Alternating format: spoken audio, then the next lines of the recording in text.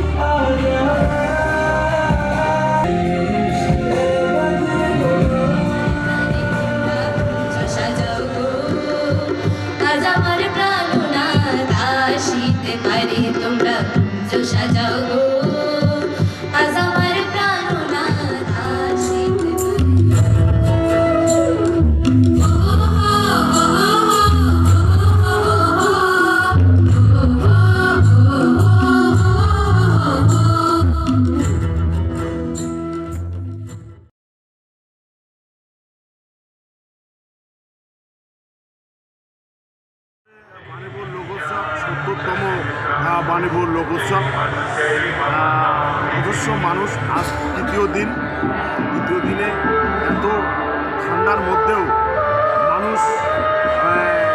এত মানুষ মেলাটাকে আনন্দ উপভোগ করছে। এবং এই মেলা আজকের তৃতীয় দিন এলাকার মানুষ সারা বছর অপেক্ষায় থাকে।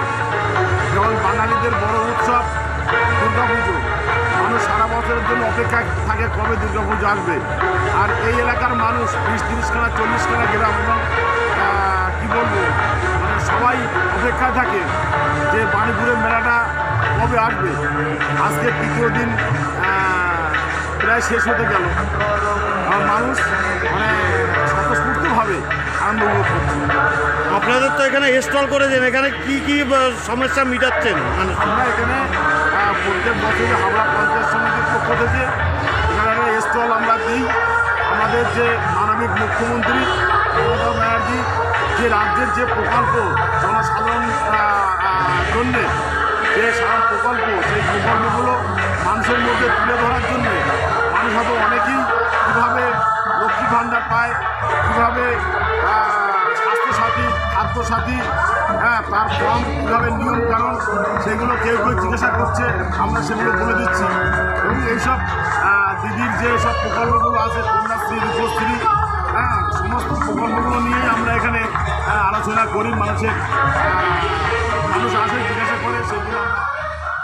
পাশাপাশি বারাসাত জেলা পুলিশের উদ্যোগে হাবড়া থানার ভারপ্রাপ্ত আধিকারিক আইসি অনুপম চক্রবর্তীর নেতৃত্বে তৃতীয় দিনে বাণীপুর লোকোৎসবের মূল মঞ্চে আয়োজিত হয় সাইবার সচেতনতা নিয়ে বিভিন্ন অনুষ্ঠান। আপনারা জানেন যে বাণীপুর লোক সংস্কৃতি উৎসব এটা সারা পশ্চিমবঙ্গের মধ্যে অন্যতম বড় একটি উৎসব লোক সংস্কৃতির দিক থেকে। আমাদের বারাসাত জেলা পুলিশ আমাদের মাননীয় এসপি ম্যাডামের উদ্যোগে বাণীপুর লোক সংস্কৃতি উৎসবে আমরা অ্যাওয়ারনেস নিয়ে বেশ কিছু জিনিস আপনাদের কাছে এনেছি।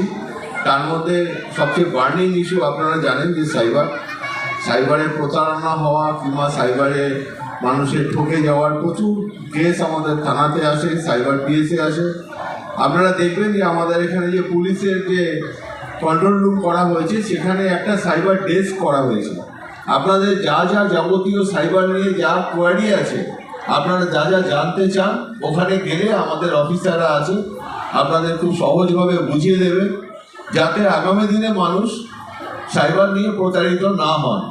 এছাড়াও আমাদের কালকে একটার সময় আমাদের এইখানে যেখানে বাণীপুর মেলার যে ড্রয়িং সিট অ্যান্ড ড্র হয়েছিল, সেখানে আমাদের সেফ ড্রাইভ নিয়ে আমরা বাচ্চাদের 16 বছর পর্যন্ত বাচ্চাদের 4টে গ্রুপে ভাগ করে তাদেরকে দিয়ে সিট অ্যান্ড ড্র করাবো। টপিকস হচ্ছে সেফ ড্রাইভ। আপনি সাবধানে গাড়ি চালাবেন, নিজের জীবন বাঁচাবেন। তো সেটা নিয়েও হবে। তারও প্রাইজ ডিস্ট্রিবিউশন কালকে আমাদের এখানেই আছে। আমরা সেরা 10কে প্রাইজ দেবো 4টে গ্রুপের পক্ষ থেকে। কালকেও কুইজ আছে। আমাদের ওই একই রকম এরকম আমাদের প্রাইজ আমরা স্টেজ থেকে দেবো। কালকেও কুইজ আছে, আপনারা সবাই পার্টিসিপেট করবেন। এছাড়াও 31 তারিখ বছরের শেষ দিন, আপনারা জানেন যে আমাদের পুলিশের ব্যান্ড খুব পপুলার আছে। পুলিশের ব্যান্ড বিভিন্ন অনুষ্ঠানে তারা পারফর্ম করে।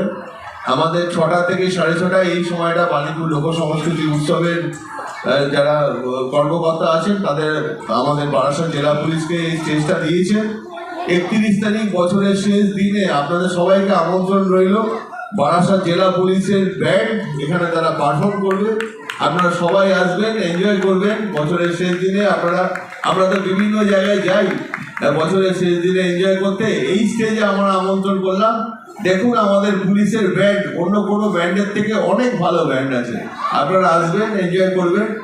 1 তারিখে বছরের প্রথম দিনে আমরা বেশ কিছু মোবাইল ফোন যাদের হারিয়ে গেছে, হাবড়া থানার অন্তর্গত যারা আছে হারিয়ে গেছে, তাদের আমরা রিকভারি করেছি এবং রিকভারির মেন ক্রেডিট আমাদের এসওজি আছে, আমাদের জেলার যে এসওজি টিম আছে তারা করেছে।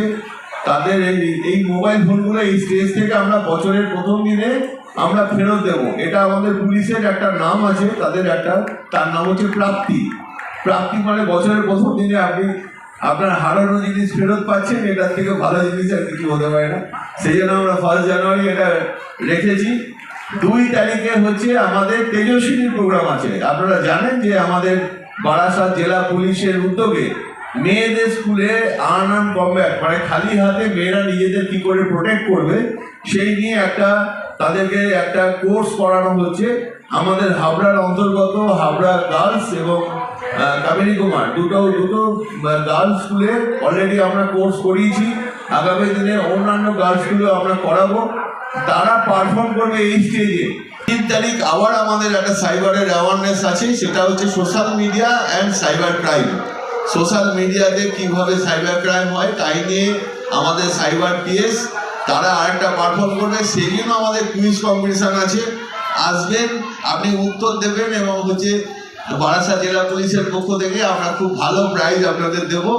বাণীপুর লোক সংস্কৃতি উৎসবে আপনারা আসুন, এনজয় করুন এবং তার সাথে সাথে পশ্চিমবঙ্গ পুলিশ, বারাসাত জেলা পুলিশ, হাবড়া থানা, হাবড়া ট্রাফিক সবাই আপনাদের পাশে আছে। মেলার তৃতীয় দিনে ছিল সাইবার ক্রাইম বিষয়ক কুইজ প্রতিযোগিতা। এসআইআর অর্থাৎ সোশ্যাল ইম্প্যাক্ট অ্যান্ড রেসপন্স শিবিরের আয়োজন ছিল জনসচেতনতামূলক প্রচার অভিযান, যাতে মানুষ সাইবার অপরাধ থেকে সুরক্ষিত থাকতে পারে এবং সঠিক তথ্য পায়, যার মূল উদ্দেশ্য ছিল মেলায় আগত দর্শনার্থী বিশেষত ছাত্রছাত্রীদের মধ্যে সাইবার নিরাপত্তা সম্পর্কে সচেতনতা বৃদ্ধি করা। সকলেই শুনে আছেন হয়তো যে ডিজিটাল অ্যারেস্ট, কিন্তু ডিজিটাল অ্যারেস্ট অনলাইনে আমাদের যে সমস্ত ক্রাইমগুলো করা হয় সেগুলোকে বলা যায় সাইবার ক্রাইম। নিশ্চয়ই তাই। এবার সাইবার ক্রাইমের ক্ষেত্রে কি হয়, আপনার বিভিন্ন পোর্টাল থেকে এটা হতে পারে, বিভিন্ন ফাঁদে পোর্টালে এটা হতে পারে, বা অনলাইনে ধরুন আপনি কোনো ছবি আপলোড করলেন সেটা দিয়ে কিছু হতে পারে, বা অনলাইনে ব্যক্তিগত তথ্য চুরি করাকে বলা হয় ফিশিং। কিছু উদাহরণ দাও সাইবার অপরাধে।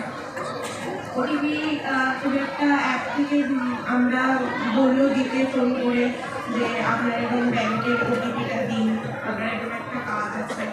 এটা হতে পারে, কোনো ইনফরমেশন হতে পারে যেগুলো কোনো অ্যাপের মাধ্যমে বা কোনো সাইটের মাধ্যমে যদি সেটাকে হ্যাক করে নিয়ে নেওয়া হয়, মানে তার ব্যক্তিগত ডেটাকে যদি চুরি করে নেওয়া হয়, সেটাকে অন্য কাজে ব্যবহার করা হয়, সেটাকে বলা হয়। একদম ঠিক। আপনি সাইবার মানে ডিজিটাল অ্যারেস্ট হোক বা হ্যাকিংয়ের মাধ্যমে হোক, বিপদে ফেলাকে বা তার কিছু জিনিস ইম্পর্টেন্ট জিনিস চুরি করাকে সাইবার বুলিং বলে। আচ্ছা, ওনাটা ভয় দেখানোকে বলা হয় সাইবার বুলিং। স্মল লেটার থাকবে, ক্যাপিটাল লেটার থাকবে, কিছু স্পেশাল ক্যারেক্টার থাকবে এবং নাম্বার থাকবে। এই 4-5টা কম্বিনেশন যদি আমরা করতে পারি সেটাই। অ্যাড আমি অ্যাড আরও করতে চাই যে লোকে রিসেন্টলি নিজের বার্থডে, তারপর ইউজুয়ালি যে জিনিসগুলো গেস করা যায় ওগুলো পাসওয়ার্ড দেয়, ওগুলো ইজিলি ক্র্যাক হওয়া পসিবল। সো বিভিন্ন রকমের স্পেশাল ক্যারেক্টার্স লাইক হ্যাশট্যাগস ওগুলো যদি মিক্স করে অ্যান্ড লার্জ ক্যাপ স্মল ক্যাপে যদি মিক্স করে পাসওয়ার্ড দেওয়া হয়, ইটস মোর। একদম আমতারা গ্রাম থেকে একটা নম্বরে ফোন এসেছিল হোয়াটসঅ্যাপে, বারবার ফোন করছে, বলছে যে আমার অ্যাকাউন্ট নাম্বার বা বিভিন্ন কিছু দিতে, আমার ডকুমেন্টস পাঠাতে, আমাকে হ্যাক করাতে, যে প্রতারণাগুলো চলছে, যেটা আমার ছবি ব্যবহার করে হোক বা আমার অনলাইন সূত্রেই হোক। এই আয়োজনে কুইজ প্রতিযোগিতায় বিজয়ী শিক্ষার্থীদের পুরস্কৃত করা হয়। শ্রাবণী রায়কে আমাদের প্রাইজ দিয়ে দিচ্ছে আমাদের আইসি স্যার। এটা ভীষণ ইম্পর্টেন্ট স্টেপ। যে কোনো সোশ্যাল মিডিয়া বা যে কোনো জায়গায় পাসওয়ার্ড আমাদের ভীষণ স্ট্রং করে দিতে হবে। সবাই প্লিজ একটু ক্যাপ করুন।